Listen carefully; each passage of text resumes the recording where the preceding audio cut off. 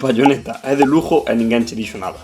Seguramente estás flipando co que acabo de dicir, mas a semana pasada este usuario de Twitter aficionado a franquía compartíanos esta teoría que di o seguinte: Bayonetta é originaria do norte da Península Ibérica, concretamente da Galiza. Vigrid, a rexión imaginaria onde se desenvolve o xogo, estaría entre as provincias da Coruña e Pontevedra, e a estación de Vigrid tería a súa base en Lugo. De feito, se mirades este mapa de Vigrid dentro do xogo, ten bastantes paralelismos con este mapa que se fixo en Francia en 1705 sobre o Reino de Galiza. Volvendo ao que vemos dentro do xogo, vemos topónimos en español, que nos poderían dar conta de que se inspiraron en algunha rexión enmarcada dentro do Estado español, como pode ser Isla del Sol ou The Ruins of Luna and Sol, a máis do nome original de Bayonetta, o nome que tivo cando naciu, que é Cereza, xa que Bayonetta é o seu alcume, baseado na arma chamada así, mas esta arma, como podedes supor, ten a orixe do seu nome na cidade de Euskal Herria, Baiona, da que toma o nome a Baiona Galega. Xa só me faltaría para flipar que me dixesen que Baiona tivo algo que ver aí. Outro topónimo que podería reforzar esta teoría é o que vemos arriba do mapa, Celtiberia en sí, recollido das orixes celtíberas da península,